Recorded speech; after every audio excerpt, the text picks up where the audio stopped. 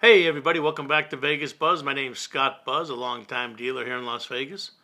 My father ran the Riviera in the 70s. My godfather ran the Stardust in the 70s.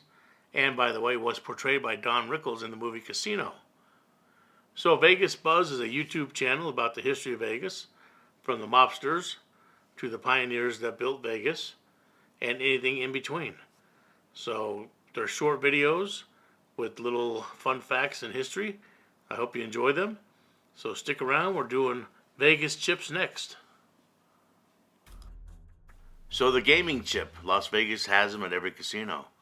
Value from $1 up to $25,000 to $100,000. But way back in the day in Chicago in the early 50s, when my father was breaking into the business in Cicero and Calumet City, everything was cash.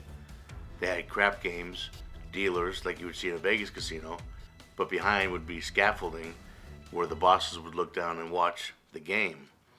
But as far as cash, that's all you saw on the layout. Funny story is my father, on his first night, was working, learning the game, and he could hear one of the bosses kept saying, "What's wrong with this kid? This kid's doing something different," which got my dad very nervous. Turned out the whole problem was my dad counted money left-handed instead of right-handed, which threw all the bosses off. But once they figured out that it was just him dealing left-handed, or counting money left-handed, everything was good. Now back to Vegas. Back in the 60s, 70s, I believe even up to the early 80s, you could use gaming chips as currency. At the gas station, if you were, give the guy a $25 chip, you get $25 worth of gas. I can remember, as a young boy, being at a grocery store here in town that used to be the only grocery store, called Vegas Village, and being with my mother and her handing the cashier gaming chips to buy the groceries. But no longer.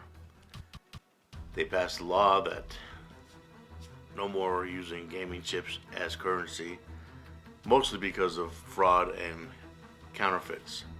You see, people would take a dollar chip and spend time painting it to look like a $100 chip or a $25 chip and pass those off at grocery stores or other businesses that really didn't know how to tell the difference between real and fake. So that all ended. Another fun fact is theft of gaming chips.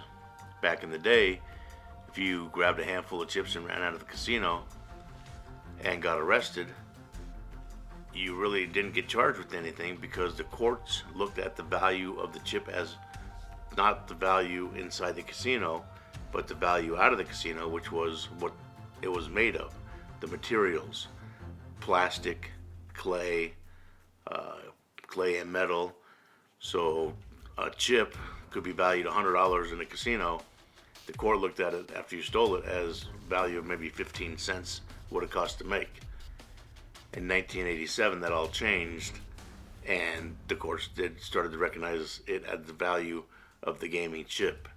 So then it became a much bigger crime when you stole, a couple $1,000s worth of chips. You actually got charged with a crime worth that kind of money.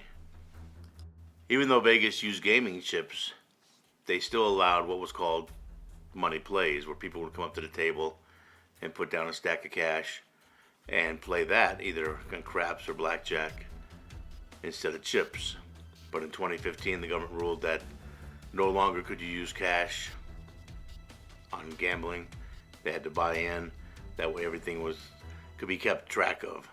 So that ended in 2015, and pretty much that's the story. That's the story of gaming chips and cash in Las Vegas. Anyways, I hope you enjoyed this episode, and we'll see you on the next one.